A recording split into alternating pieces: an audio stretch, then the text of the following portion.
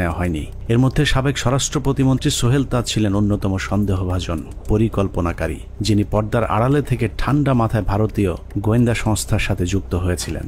সেনাবাহিনী সূত্র জানিয়েছে, সোহেল তাজ পিলখানা হত্যাকাণ্ডের আগে বিদেশে যাবার কথা বললেও সে ঢাকা বিমানবন্দর থেকে সিলেটে গিয়ে সেখান থেকে আবারও এই 57 জন অফিসার কিন্তু 111-এর সময় খুব সক্রিয় ছিলেন। এই 57 জনের মধ্যে অনেকেই কিন্তু ইন্টারোগেশনও করেছিলেন বেগম জিয়া এবং শেখ হাসিনাকে। তিনি আসলেই কাউকে ছাড়েন না। সুরঞ্জিত সেনগুপ্তও বলেছিলেন যে বাঘ ধরলেও ছাড়ে, শেখ হাসিনা যারে ধরে ছাড়ে না, ঠিক আছে, কিন্তু আমি তাকে ছাড়িয়ে ছেড়েছি। আওয়ামী লীগের ভিতরেও আওয়ামী লীগের সমর্থকরাও জানেন যে বঙ্গবন্ধু এবং আজ পর্যন্ত সঠিক তথ্য উপাত্ত সংগ্রহ করে এত বড় একটা ঘটনা সুরাহা করলো না কেন, এবং এই তদন্ত সংস্থাগুলোর সাথে কারা কারা জড়িত ছিল, এরকম অনেকগুলো প্রশ্ন নিঃসন্দেহে আপনাদের মনের মধ্যে ঢুকে গেছে এবং এর উত্তরও আপনারা খুঁজতে চাইছেন।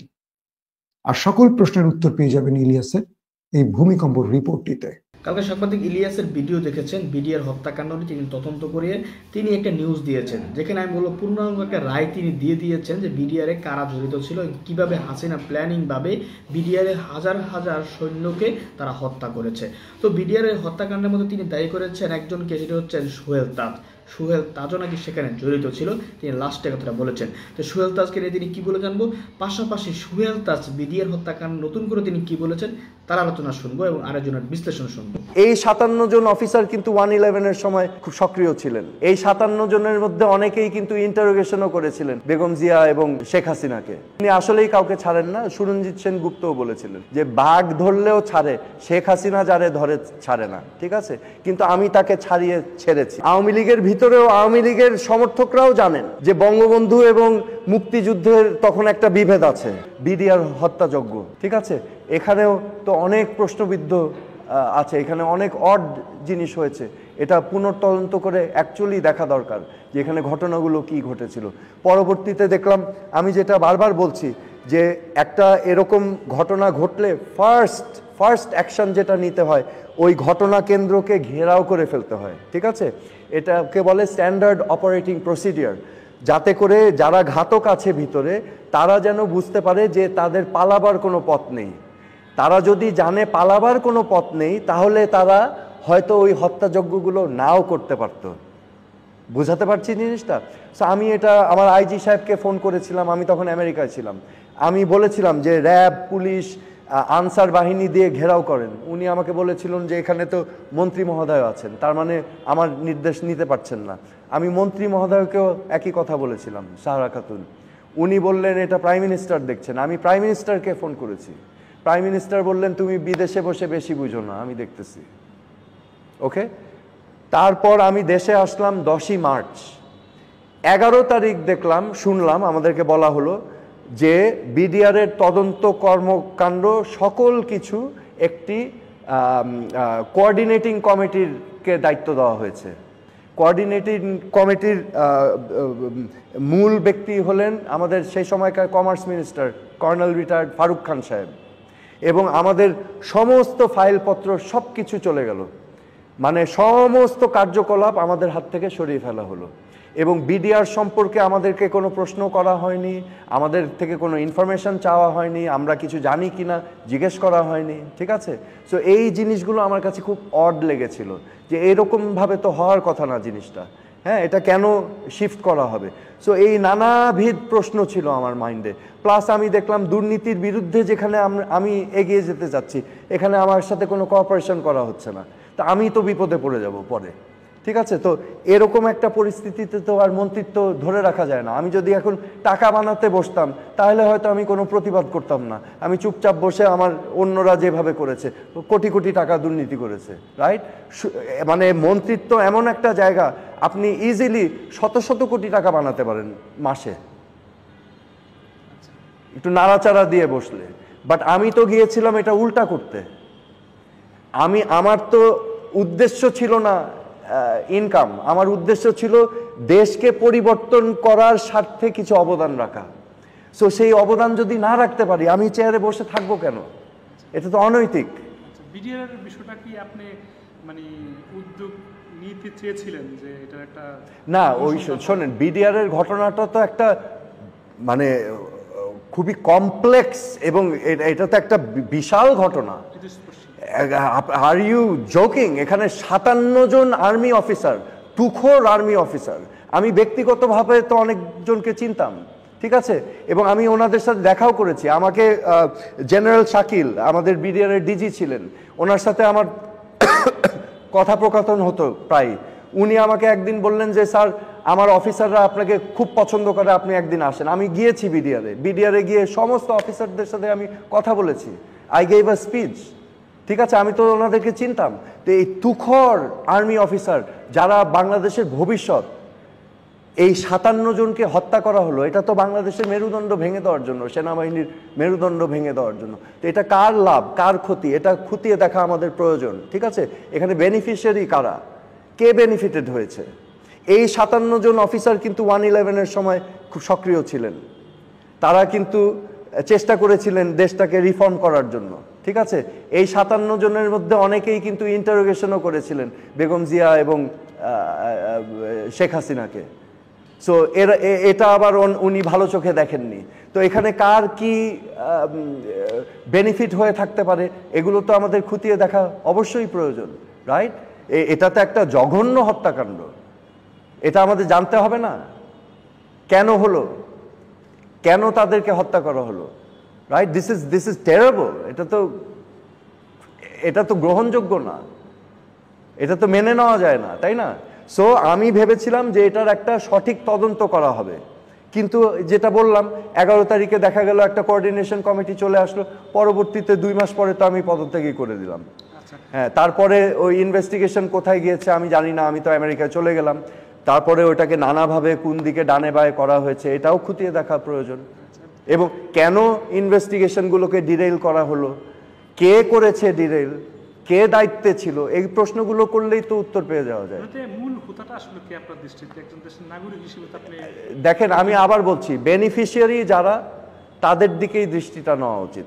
আচ্ছা, আপনাকে কাজ করতে দেওয়া হয়, আবার আপনাকে বিভিন্নভাবে হ্যারাস করা হয়েছে, অন্যদিকে আপনাকে আবার ছাড়াও হয়নি, মানে পদত্যাগপত্র আপনার গ্রহণও করা হয়নি। আপনি শেখ হাসিনার কথা বলেছেন, তৎকালীন প্রধানমন্ত্রী, এবং প্রেসিডেন্টের কথা বলেছেন, প্রধানমন্ত্রীর কথা। সেই সময় স্পিকার ছিলেন। আপনাকে তখন গুরুত্বপূর্ণ কেন মনে হয়েছিল? আপনাকে সরিয়ে না, এটা বিষয়টা হচ্ছে এখানে একটা ইন্টারনাল খেলা আছে, এটা হয়তো বাইরের থেকে বোঝা যায় না। এবার আমার মনে হয় জনগণের জানা প্রয়োজন। শেখ ফ্যামিলির আওয়ামী লীগের ভিতরে তাদের প্রয়োজন ইউনিটি দেখানো, এবং আওয়ামী লীগের ভিতরে ইউনিটির মূল হচ্ছে এই জাতীয় 4 নেতার পরিবার। এটা বিশাল প্রভাব ফেলে আওয়ামী লীগের উপর, ঠিক আছে।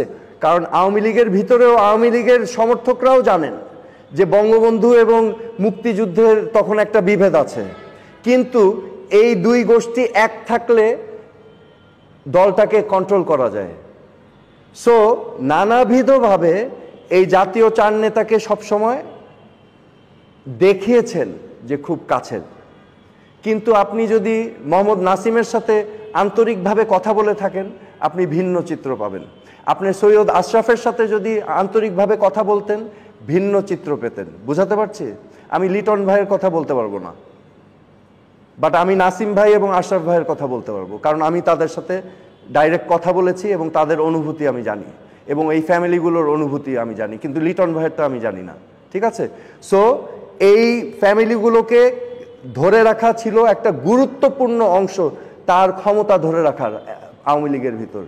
সো আমি বের হয়ে যাব, ইট ইজ আ সেটব্যাক যে তাজউদ্দিন আহমেদের সন্তান চলে যাচ্ছে, এবং উনি আবার মজা পায় একটু খেলতে, ওই যে বিড়াল যেমন ইঁদুরের সাথে খেলে, এবং উনি তো গানও গেয়েছিলেন। আমি যখন আমেরিকা থেকে ফোন করলাম যে আমাকে ছেড়ে দেন, আমি থাকবো না, ঠিক আছে, হোয়াট এভার ইট ইজ, আমাকে মাফ করে দেন, I don't want to stay, তখন উনি গান গিয়েছিলেন, এবং এই গানটা খুব লোমহর্ষক। আমি তোমাকে ছাড়বো না, আমি কাউকে ছাড়ি না। ওকে, উনি আসলেই কাউকে ছাড়েন না। সুরঞ্জিত সেনগুপ্তও বলেছিলেন যে বাঘ ধরতে বাধ্য করা হয়। আওয়ামী লীগের আরও ডজনখানেক মন্ত্রী প্রতিমন্ত্রীর নাম জিজ্ঞাসাবাদের তালিকায় ছিল, কিন্তু তাদের বিরুদ্ধে পরবর্তীতে কোনো ব্যবস্থা নেওয়া হয়নি। এর মধ্যে সাবেক স্বরাষ্ট্র প্রতিমন্ত্রী সোহেল তাজ ছিলেন অন্যতম সন্দেহভাজন পরিকল্পনাকারী, যিনি পর্দার আড়ালে থেকে ঠান্ডা মাথায় ভারতীয় গোয়েন্দা সংস্থার সাথে যুক্ত হয়েছিলেন। সেনাবাহিনী সূত্র জানিয়েছে, সোহেল তাজ পিলখানা হত্যাকাণ্ডের আগে বিদেশে যাবার কথা বললেও সে ঢাকা বিমানবন্দর থেকে সিলেটে গিয়ে সেখান থেকে আবারও হেলিকপ্টারে ঢাকায় ফেরত আসেন। পিলখানার ঘটনায় ভারতের সাথে যোগাযোগ রক্ষায় গুরুত্বপূর্ণ ভূমিকা পালন করেছেন সোহেল তাজ। তদন্ত কমিটি সোহেল তাজের পাসপোর্ট চেক করলেই প্রমাণ হয়ে যাবে তিনি আদৌ ওই সময়টাতে দেশের বাইরে অবস্থান করেছিলেন কিনা। পিলখানা হত্যাকাণ্ডের মতো এত ভয়ঙ্কর একটি সরকারি পরিকল্পনার সময় সোহেল তাজ কোথায় ছিলেন, তার ভূমিকাই বা কি ছিল তা পরিষ্কার হওয়া প্রয়োজন। বলা হয়ে থাকে সোহেল তাজ ঠিক ঘটনার আগে দেশের বাইরে অবস্থান করছিলেন। যদি সেটাও হয়ে থাকে তাহলে তিনি হঠাৎ করে কেন দেশের বাইরে চলে গেলেন? হত্যাকাণ্ডের এই পরিকল্পনা তিনি দেশবাসীকে না জানিয়ে কেন আত্মগোপনে ছিলেন সেটাও খতিয়ে দেখা প্রয়োজন। রাজনৈতিক সম্পৃক্ততাটা স্পষ্ট হয়ে যায় আস্তে আস্তে। এর মধ্যে সব থেকে বেশি ইনভলভ ছিলেন ব্যারিস্টার তাপস, হাজারীবাগ এলাকার এমপি নির্বাচিত হন যিনি। এছাড়া আর যারা ছিলেন, নানক আজম, অ্যাডভোকেট কামরুল, শেখ সেলিম, সোহেল তাজ, ওয়ারেসাত বেলাল, রুহি, দেন মাহবুবা রাগিনী, শেগুপ্তা ইয়াসমিন এমিলি এবং সুবেদার তোরাব আলী, অবসরপ্রাপ্ত বিডিআরের সদস্য। ভারতীয় পরিকল্পনার বাস্তবায়নের বাংলাদেশ প্রান্তে নেতৃত্ব দিয়েছেন স্বয়ং শেখ হাসিনা নিজে। সকাল থেকে শেখ হাসিনা 3 বাহিনীর প্রধানকে নিয়ে যমুনায় অবস্থান করেছেন। ভারতীয় পরিকল্পনা বাস্তবায়নে শেখ হাসিনা সার্বক্ষণিক ভারতের সাথে যোগাযোগ রক্ষা করেছেন এবং যে কোনো পরিস্থিতিতে শেখ হাসিনাকে বাঁচানোর জন্য ভারতীয় এয়ারফোর্স প্রস্তুত ছিল বলে প্রমাণ পেয়ে গতকাল রাত বাংলাদেশ সময় 10টার দিকে প্রবাসী সাংবাদিক ইলিয়াস হোসেনের সেই ভূমিকম্প রিপোর্টটি তার ইউটিউব চ্যানেলে প্রচার হয়েছে। আমরা আপনাদেরকে আগাম বার্তা দিয়েছিলাম যে ইলিয়াস বাংলাদেশে তার অনুসন্ধান রিপোর্টের যেই খ্যাতি বা কি বলবো শ্রেষ্ঠত্ব, সেটাকে ছাপিয়ে যেতে এবার নতুন করে একটি কাজ শুরু করছেন, যেটির নাম বিডিআর পিলখানা, এবং সেই ইস্যুতে ইতিমধ্যে পুরো বাংলাদেশকে নাড়িয়ে দিয়েছেন ইলিয়াস। আর এটাকে সোশ্যাল মিডিয়াতে আমরা বলেছিলাম ইলিয়াসের ভূমিকম্প। বিডিআর পিলখানা নিয়ে আমরা যত রিপোর্ট দেখেছি এ যাবৎ, বিগত এক যুগের অধিক সময়, কোন রিপোর্টই আমাদের কাছে পূর্ণাঙ্গ মনে হয়নি। টেলিভিশন বলেন, পত্রিকা বলেন, সোশ্যাল মিডিয়া বলেন, কিংবা সেনাবাহিনীর তদন্ত রিপোর্ট বলেন, কোন রিপোর্টই আমাদের কাছে পূর্ণাঙ্গ মনে হয়নি। কিন্তু কালকে 1.5 ঘন্টার ইলিয়াসের যে রিপোর্টটি দেখলাম, আমার কাছে মনে হয়েছে পূর্ণাঙ্গ একটি আদালতের রায়ের যে তদন্ত রিপোর্ট সেটা আমরা দেখতে পাচ্ছি। বাংলাদেশের আদালতে বা বিচার ব্যবস্থায় কি করে নির্দোষরা ফাঁসির কাস্টের ঝোলে, কি করে অপরাধীরা বেঁচে যায়, তার সকল তথ্য প্রমাণের আলোকে ইলিয়াস তার রিপোর্টটির মাধ্যমে প্রমাণ করে দিলেন। রাষ্ট্রের সর্বোচ্চ বাহিনী, দেশপ্রেমিক বাহিনী কি করতে পারে পর্দার অন্তরালে, তাদের চেহারারও উন্মোচন ঘটেছে। তবে আমি সেই বাহিনীকে দোষ দিব না, সেই বাহিনীর কিছু কুচক্রী, ষড়যন্ত্রকারী, দুষ্ট এবং অপেশাদার ব্যক্তিকে আমি উদ্দেশ্য করে বলছি। আপনারা যারা ইলিয়াসের পুরো রিপোর্টটি ধৈর্য সহকারে দেখেছেন, প্রতিটি লাইন, প্রতিটি প্যারা, স্ক্রিপ্ট, ডকুমেন্ট, ভিডিও, সবকিছুতে ইলিয়াসের সময় লেগেছে বহু বহু বহু ঘন্টার পর ঘন্টা। আমরা 1.5 ঘন্টায় যে এপিসোডটি দেখলাম, এটি তৈরিতে ইলিয়াসের বছরের পর বছর সময় লেগেছে। আমরা আদালতে একটা বিচারে কি দেখি? আমরা দেখি যে বিচারক একটার পর একটা সাক্ষী গ্রহণ করেন।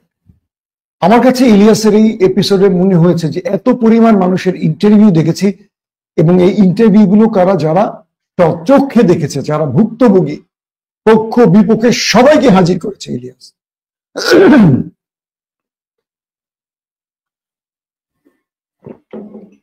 সত্যিকার অর্থে পুরো ভিডিওটি আমি একাধিকবার দেখেছি এবং আমি যে সাংবাদিক হিসেবে আমি খুব ভালোভাবে বোঝার চেষ্টা করছি যে কোথাও গরমিল আছে কিনা, গোজামিল আছে কিনা, অসত্য আছে কিনা, কোন পক্ষের সে সাপোর্ট করছে কিনা, কোন পক্ষকে বাঁচাতে চাইছে কিনা। যত রকম একটা রিপোর্টের ডান বাম থাকে, প্রত্যেকটা বিষয় আমি খুব ভালোভাবে পর্যবেক্ষণ করে আমি একটি বিষয় উপনীত হয়েছি, যে বিষয়গুলো আমি আপনাদের একটা একটা করে জানাবো। আসেন আমরা একটু ইলিয়াসের রিপোর্টের কিছু অংশ দেখে আসি।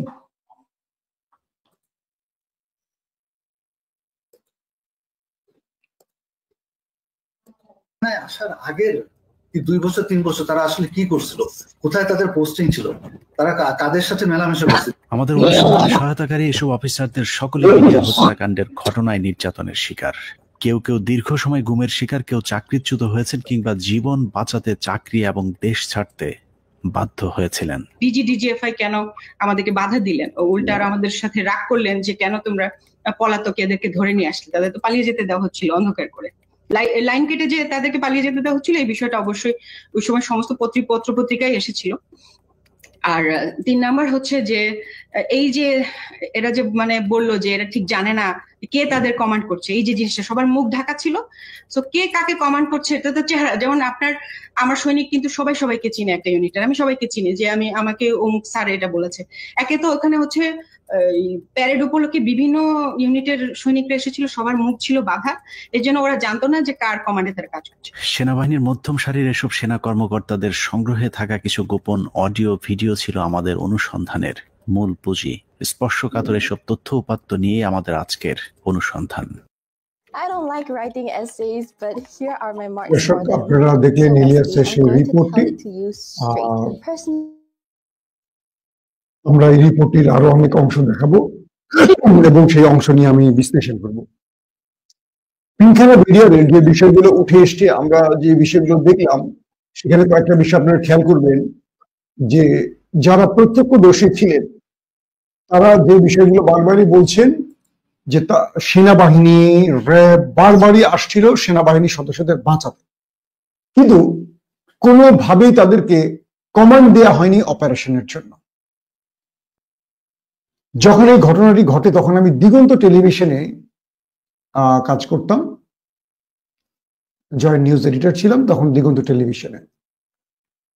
আমাকে র্যাবের থেকে অনেকগুলো ফোন করা হলো, সেনাবাহিনী থেকেও ফোন করা হলো। আমার এটুকু মনে আছে, তখন র্যাবে দায়িত্ব পালন করছিলেন এক মেজর হামিদ আব্দুল ওয়াদুদ। আমি জানি না তিনি আমার এই ভিডিও শুনছেন কিনা। হামিদ ভাই, যদি আপনি শুনেন অবশ্যই আমাকে একটু নক দেবেন। বহুদিন আপনার সাথে আমার কথা হয় না, আপনি কেমন আছেন, কি অবস্থায় আছেন জানি না।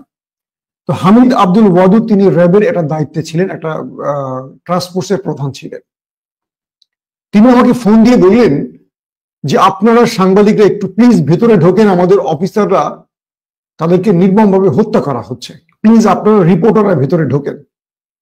তখন আমি আমার বাকি টেলিভিশনের বন্ধুদেরকে বলছিলাম যে চল, একটা জীবনের রিস্ক নেই, আমরা একটা সাদা পতাকা সঙ্গে ক্যামেরা নিয়ে ঢুকে পড়ি যে ভিতরের পরিস্থিতি কি। তখন র্যাব বলেন, সেনাবাহিনী বলেন, তারাও কিন্তু আমাদের সাথে নিরুপায় হয়ে আমাদের সাথে যোগাযোগ করছিল যে কোনো একটা উপায় যেন আমরা আমাদের দেশপ্রেমিক অফিসারদেরকে রক্ষা করতে পারি। আমরা যখন সেই পিলখানার গেট পর্যন্ত যাই এবং আমাদের দিগন্ত টেলিভিশনের আরেক রিপোর্টার ছিলেন সিনিয়র রিপোর্টার হাসান মাহমুদ ভাই, তিনিও আমার সাথে কয়েক দফা যোগাযোগ করলেন। তিনি ক্রাইম বিট গুলো করতেন, খুব মোটামুটি তার সোর্স খুবই স্ট্রং সোর্স ছিল হাসান মাহমুদ ভাই।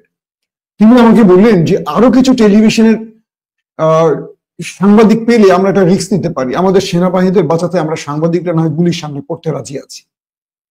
দুঃখজনক হলো ততক্ষণে ভেতরে সরকারের পাতানো সাংবাদিকরা, মুন্নি সাহার মতো লোকেরা ভিন্ন গেমে নেমে গেছে, এটা আমরা বুঝতে পারিনি। হামিদ ভাই যখন আমাকে দ্বিতীয়বার আবার ফোন করলেন, হামিদ আব্দুল ওয়াদুদ, তখন আমি বললাম যে ভাই আমরা গেটের খুব কাছাকাছি আছি, কিন্তু আমাদের অনেক সদস্যরা সাহস করতে পারছে না। কি করব এই ক্ষেত্রে? তখন আমরা কয়েকটা ভবনের উপর থেকে আমাদের ক্যামেরার লেন্স জুম করে আমরা ভেতরের পরিস্থিতি দেখাবার চেষ্টা করে, তারা ফাঁকা গুলি করে আমাদের ক্যামেরার লেন্সকে টার্গেট করে। তখন আমরা সেই ভবনের যারা, যেই ভবনগুলোর মালিক, তারা আমাদেরকে বলে, ভাই আমাদেরও বাঁচান, আপনারাও বাঁচেন। এটা আমার নিজের দেখা একটা কথা। সেনাবাহিনী, র্যাব, বিডিআর এর বাইরে অবস্থান করছে, কিন্তু ভেতরে ঢোকার কোনো অনুমতি পাচ্ছিল না। আমার একটা প্রশ্ন হলো, তাদেরকে ভেতরে আসলে ঢুকতে দেয়নি কারা, এবং এই সময়টি কারা, মানে যে সময়টা নিয়েছে তারা কেন এই সময়টি নিয়েছিল? চিন্তা করেন। ওই সময়টা আমাদের মনে হয়েছিল হাসিনা সরকার ভেতরে থাকা অফিসার বা তার পরিবারকে বাঁচাতে যেন আপোষ করছে, তাদের সাথে আলোচনা করছে, যে কোনো ভাবে যেন বেঁচে যায়। আমাদের কাছে এরকমই মনে হচ্ছিল। আরেকটা বিষয় মনে হচ্ছিল, যেহেতু 1/11-এ মইনুল ফখরুদ্দিন এমন কিছু কাজ করেছিল যে কাজগুলোর কারণে মানুষের সেনাবাহিনীর প্রতি একটা বিতৃষ্ণা তৈরি হয়েছিল, এটা কিন্তু কাজে লাগাইছিল। আপনাদের মনে থাকবে যখন এই খবরগুলো আমরা টেলিভিশনের স্টলে দেখাচ্ছিলাম যে বিডিআর পিলখানায় অরাজকতা শুরু হয়েছে বা হত্যাকাণ্ড শুরু হয়েছে বা সেখানে বিক্ষোভ শুরু হয়েছে, তখন মানুষ কিন্তু খুশি হচ্ছিল। কারণ 1/11-এর পর থেকে মইনুল সেনাবাহিনীকে এমন একটা চেহারায় অবয়বে তৈরি করেছিলেন যে মানুষের ভালোবাসা সেনাবাহিনীর কাছ থেকে সরে গেছে। মানুষ যেন সেনাবাহিনীর মৃত্যুটাকেই কামনা করছে, এইরকম একটা অবস্থা তৈরি হয়ে গিয়েছিল। কিন্তু আমরা কেউ বুঝিনি আসলে কি ঘটতে যাচ্ছে ইতিহাসের সেই নির্মম ইতিহাসের পাতার মধ্যে আমাদের দেশপ্রেমিক অফিসারদের ভাগ্যে কি লেখা আছে। তো পর্যায়ক্রমে দিন যত গড়াচ্ছে, সেনাবাহিনী বা র্যাব কাউকেই ভিতরে ঢুকতে দিচ্ছিল না। চলুন আমরা একটা অংশ দেখে আসছি ইলিয়াসের রিপোর্টের।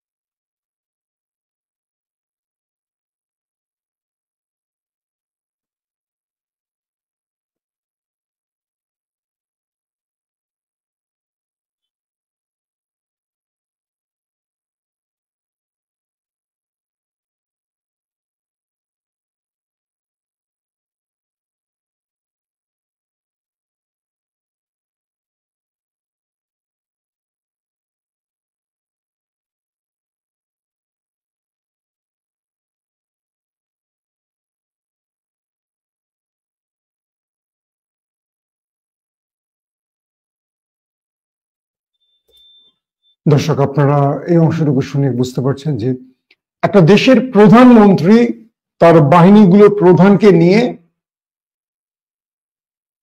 তার বাহিনীর সবচেয়ে মেধাবী চৌকুশ অফিসারদেরকে হত্যার মিশনের মাস্টারমাইন্ড হিসেবে কাজ করছে।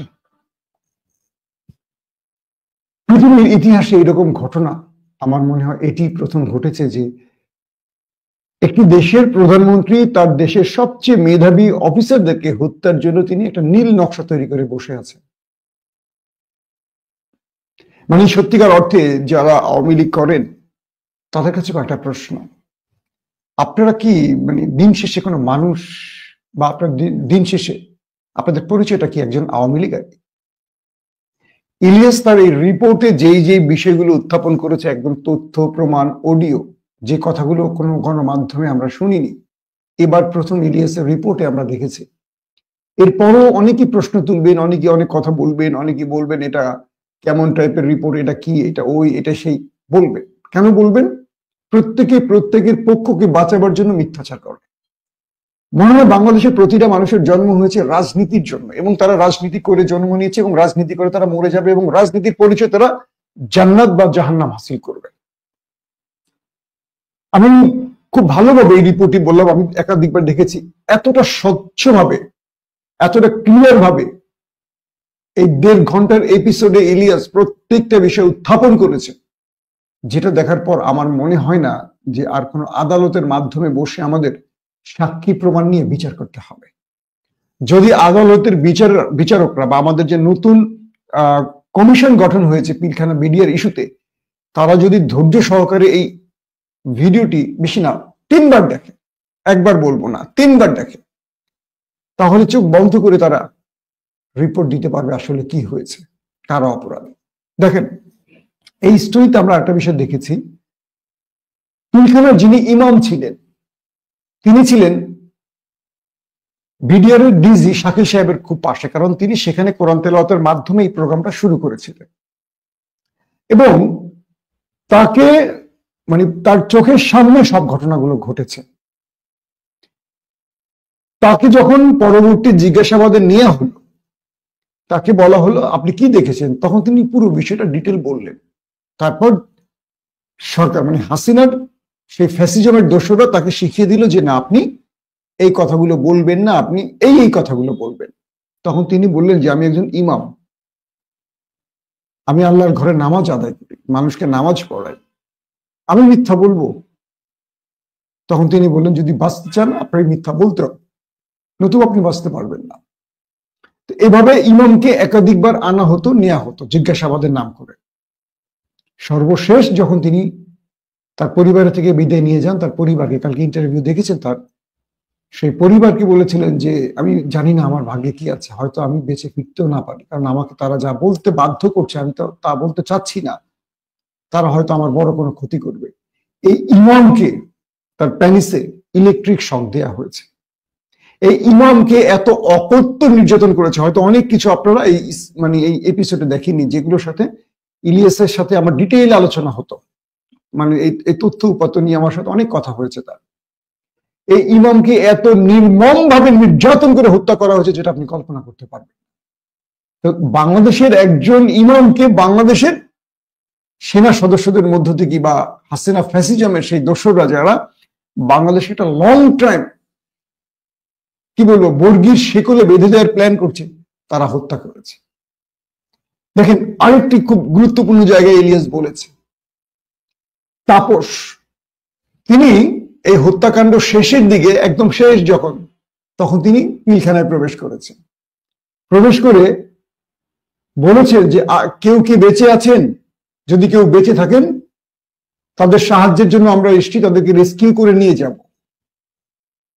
তাপসকে চিনুন তো আপনারা সবাই। তখন যে বিডিআরদের উপর দোষ চাপানো হয়, সেই বিডিআররা কিছু কিছু অফিসারদেরকে লুকিয়ে রেখেছিল যাতে তাদেরকে হত্যা করতে না পারে। তো এর মধ্যে একজন অফিসারকে বিডিআররা তাপসের কাছে তুলে দেয়, স্যার আমরা একজন অফিসারকে লুকিয়ে রেখেছি, স্যার ওনাকে বাঁচান। তাপস তাকে নিয়ে গেছে বাঁচানোর নাম করে, ওই অফিসারকে আজও পাওয়া যায়নি। এরপর কি আর মনে হয় যে কারা হত্যা করছে? তাপস দায়িত্ব নিয়ে তার গাড়িতে করে যে অফিসার, মেবি তার নামটা তানভীর নাকি এরকম একটা নাম বলেছে ইলিয়াস, তাকে নিয়ে গেল, তাকে আর ফেরত পাওয়া গেল না কেন? তার স্ত্রীর স্টেটমেন্ট কালকে দেখেছেন তো, তার স্ত্রী স্টেটমেন্ট দিয়েছে, ওই বিডিআর সদস্যের ফোনে তিনি লাস্ট কথা বলেছেন তার স্ত্রীর সাথে। তাপসকে তুলে দেওয়ার পর আর তিনি আসেনি। তিনি বেঁচে আছেন না আজীবনের জন্য গুম, নাকি তাকে হত্যা করা হয়েছে কেউ জানে না, তার ভাগ্যে কি ঘটেছে কেউ জানে না। বলেন, এই ঘটনা তারা কি বুঝেছেন? কারা হত্যার সাথে জড়িত, কারাই কাজ করেছে? আসেন, কর্নেল গুলজার, যাকে আমি ব্যক্তিগতভাবে চিনতাম, যখন সিলেটে বাংলা ভাই শায়েখ রহমানদের বিরুদ্ধে অভিযান চলে, তখন আমি চ্যানেল 1-এ সাংবাদিকতা করি। তখন গুলজার ভাইয়ের সাথে একাধিকবার ফোনে কথা হয়েছে, আমরা সেই দৃশ্যগুলো সরাসরি লাইভ সম্প্রচার করেছিলাম, এবং সিলেটে আমাদের চিফ রিপোর্টার নিজে তার বিশেষ টিম নিয়ে সেখান থেকে সম্প্রচার করছিল, আর আমরা অফিস থেকে সেটা নিয়ন্ত্রণ করছিলাম। কিভাবে পুরো সিলেটের সেই বাংলা ভাই এবং আব্দুর রহমানের বিরুদ্ধে যে অভিযান, সেই পুরো অভিযানটি আমাদের চ্যানেল 1 লাইভ সম্প্রচার করেছে এবং আমরা তার প্রথম সাক্ষী। তখন এই গুলজার ভাইয়ের সাথে আমার ব্যক্তিগতভাবে অনেকবার কথা হয়েছে এবং আমার বড় ভাই একজন সেনাবাহিনীর রিটায়ার্ড কর্নেল, মানে কাজিন চাস্তো ভাই, তার খুব ঘনিষ্ঠ লোক ছিলেন গুলজার ভাই। সেই সুবাদে গুলজার ভাইয়ের সাথে আমার অনেকবার পারিবারিক ভাবে দেখা হয়েছে এবং ইন্টারেস্টিং ব্যাপার, তিনি যেহেতু র্যাবে চাকরি করতেন, মিডিয়ার সাথে তার রিলেশনটা ভালো ছিল। এই গুলজার ভাইকে এত মানে যোগ্য বা এত কি বলবো, তার কমান্ডিং পাওয়ার, তার যে মানে সেনাবাহিনীর ইতিহাসে মেধাবী অফিসারদের যে প্রথম তালিকা করা হয়, গুলজার ভাই তাদের মধ্যে একজন। সেই লোকটাকে ঠিক হত্যার কয়েকদিন আগে বিডিআরে জোর করে ফোর্স ভাবে তাকে এখানে বদলি করা হয়েছে। আপনারা দেখেছেন যে এখানে অনেকে ইলিয়াসের প্রোগ্রামে ইন্টারভিউতে বলেছে যে বহু ব্যক্তিকে জাস্ট পিলখানা হত্যার পরিকল্পনার জন্য লাস্ট 3 মাস একদম বেছে বেছে সেই অফিসার সবাইকে বিডিআর পিলখানা বদলি করা হয়েছে, যাতে মানে এই শত্রুর প্ল্যানটা এরকম ভাবে তৈরি হয়েছে যে তারা একটা ঘটনা ঘটাবে, এই জন্য আগে থেকে সবাইকে বেছে বেছে বেছে বেছে এখানে পুশিং করা হয়েছে যে বিডিআর সবাইকে আনা হবে। মজার বিষয় হলো, আমার দুটো চাস্তো ভাইয়ের, একজনের কথা বললাম কর্নেল, একজন ছিলেন মেজর। আমার ওই ভাইটাকেও পিলখানায় বদলি করা হয়েছে। আমার ভাইটা মানে হঠাৎ করে তিনি জানছেন যে তাকে সেনাবাহিনী থেকে পিলখানায় বদলি করা, মানে বিডিআর বদলি করা হয়েছে। তিনি দেশের বাইরে ছিলেন, তো দেশের বাইরে থেকে বিডিআর এই যে যেটা হাকি বিডিআর সপ্তাহ না যে প্রোগ্রামটা, এই প্রোগ্রামগুলোকে তিনি দেশের বাইরে থেকে দ্রুত দেশে চলে এসেছেন, তাকে আসতে হয়েছে জয়েন করার জন্য। তিনি বাসায় এসে আমার চাচির সাথে দেখা করতে একটু সময় নিয়েছিল, মানে মায়ের সাথে বিদেশ থেকে এসে মায়ের সাথে দেখা করতে হবে। আমার চাচা বেঁচে নেই, আমার চাচা ইরাকে বাগদাদে মারা গেছেন, তিনি পানি উন্নয়ন বোর্ডের অনেক মানে শীর্ষ কর্মকর্তা ছিলেন, বহু আগে মারা গেছেন, আমিও দেখিনি তাকে। তো আমার সেই ভাইটা তার মায়ের সাথে দেখা করার কারণে তার একটু লেট হয়ে যায়, পরবর্তী রাস্তায় জ্যামে পড়ে যায়। এই সময় তিনি শুনতে পান, ফোনে খবর আসে যে পিলখানায় হত্যাযজ্ঞ চলছে, মানে আল্লাহ তাকে এভাবে বাঁচিয়ে দিয়েছেন। তো সকল কিছুর বিষয় আপনি দেখেন যে কারা মেরেছে, মানে ইলিয়াসের এই রিপোর্টের পর আমার মনে হয় আমাকে নতুন করে রিপোর্ট আপনাদের বলতে হবে, কিন্তু কিছু প্রশ্ন ছেড়ে দেই। যে লোকগুলো প্রধান সাক্ষী, সেই লোকগুলো একে একে মরে গেল কি করে? এবং বিডিআর পিলখানার হত্যাকাণ্ডের যারা প্রধান সাক্ষী, যাদেরকে এই সাক্ষী বলা হচ্ছে, তাদের অধিকাংশ কিন্তু মরে গেছে, জেলে মরে গেছে, রিমান্ডে মরে গেছে, জিজ্ঞাসাবাদে মরে গেছে। আরো ইন্টারেস্টিং ব্যাপার দেখেন, যারা 44 ব্যাটালিয়নের কথা বলেছে ইলিয়াস, যে সেনা অফিসার শামসের নেতৃত্বে, এখানে কেউ মরেনি, মানে অফিসার কেউ মরেনি। আরো দেখেন ইন্টারেস্টিং ব্যাপার, যাদেরকে দিয়ে এই প্ল্যানটি করেছে ইলিয়াস কিন্তু পুরো ভিডিও এখানে দেয়নি, আর অনেক জিনিস তার হাতে রয়েছে, হয়তো ধারাবাহিক সে দেবে, অনেক বিষয় তার হাতে এখনো রয়েছে। আমি যেটুকু বুঝি, সেনাবাহিনীর ওই টিমটিকে বলা হয়নি যে তোমরা তাদেরকে হত্যা করবে, তোমরা জিম্মি করবে তোমাদের অধিকার আদায়ের জন্য। এটা একটা বিশেষ গুরুত্ব তাদেরকে বলেছিল, কিন্তু সে মানে বিডিআরও জানতো যে তারা শুধু জিম্মি করবে, কিন্তু হঠাৎ করে তারা দেখলো জিম্মির মধ্যেই অপর একটি গ্রুপ এসে গোলাগুলি শুরু করছে। সেই গ্রুপটিকে ইলিয়াসের রিপোর্টে বুঝতে পারছেন কোন দেশে। তো এই যে বাংলাদেশে, আবার দেখেন যারা এই মানে ষড়যন্ত্রে লিপ্ত হয়েছিল, বোকা বলে গিয়েছিল, তাদের একজনকে বাঁচতে দেয়নি ওরা। মানে যারা এই মেইন গেমটি করলো যাদেরকে দিয়ে, তারা ওদেরকেও মেরে প্রমাণ ঢাকার সব চেষ্টা করলো, কিন্তু প্রমাণ কি ঢাকতে পেরেছে? দর্শক, যারা ইলিয়াসের এই রিপোর্টটি দেখেননি, আমি বলবো যে আপনাদের, আমার মনে হয় এই পুরো রিপোর্টটি দেখা উচিত, একেবারে পুরো রিপোর্টটি আপনাদের একাধিকবার মনোযোগ দিয়ে দেখা উচিত। যদি আপনারা এইটা মিস করেন, আমার মনে হবে যে আপনারা অনেক বড় মিস করেছেন। বিডিআর পিলখানা নিয়ে বাংলাদেশের সেরা কোনো অনুসন্ধান রিপোর্ট যদি থাকে, এর উপরে আর হবে না, ইলিয়াসের এই রিপোর্টের উপর আর কখনো মানে রিপোর্ট পাবেনও না। এখানে মুন্নি শাহদের অবস্থা, কামরুলদের অবস্থা, আওয়ামী লীগ নেতাদের অবস্থা, সেনাবাহিনীর ভেতরে কারা কারা শেষ পর্যন্ত সরকারকে সাহায্য করেছে, তাদের প্রত্যেকের তালিকা ইলিয়াস তুলে ধরেছে। এবার সময় এসেছে, আবারও বলছি, এবার সময় এসেছে প্রকৃত অপরাধীদের বিচার করা। যদি এর পরও প্রকৃত ইতিহাস মানে লুকিয়ে রাখা হয়, প্রকৃত অপরাধীদের বাঁচিয়ে দেওয়া হয়, মনে রাখবেন কালকে আবার বাংলাদেশের অন্য কোনো সংস্থার মধ্যে বা অন্য কোনো জায়গায় এর চেয়ে ভয়াবহ ঘটনা হবে। কারণ ইতিহাসের সবচেয়ে বড় বড় দুর্ঘটনাগুলো থেকে এভাবেই কুশীলবরা বা ষড়যন্ত্রকারীরা বেঁচে যায়। জিয়াউর রহমানের হত্যা আজ পর্যন্ত বিচার হয়নি। আমরা দেখেছি যে বিএনপিও এই ব্যাপারে আন্তরিক না। কারণ কি আসলে? বিডিআর পিলখানার বিচার কোন রাজনৈতিক সরকার কখনো করতে পারবে না। যদি করতে হয় প্রফেসর ইউনূসের সরকার কি করতে হবে? কারণ যারাই ক্ষমতায় আসবে তারা মুচলেখা দিয়েই আসবে যে তোমরা এই কাজ করতে পারবে না, এই বিনিময়ে তোমরা ক্ষমতা পাবে।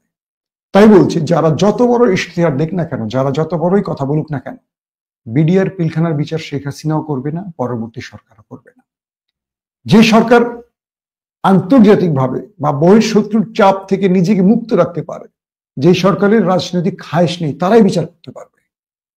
আর সেই সরকারকে প্রফেসর ইউনূস। তাই বলছি, এই সময়টির মধ্যেই আমাদের বিচারের জন্য চাপ তৈরি করতে হবে। আমি এই রিপোর্টটা নিয়ে আরো ডিটেইল আলোচনা করব, একটা পর্বে শেষ করা যাবে না, এত দীর্ঘ ব্যাপার।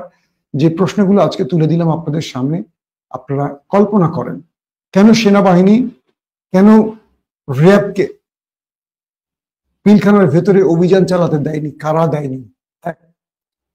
কেন বিডিআর সদস্যদের পরিকল্পিত 3 মাস ধরে সবাইকে এখানে আনা হলো, একে একে করে যাদেরকে টার্গেট করে হত্যার মিশন চালানো হবে?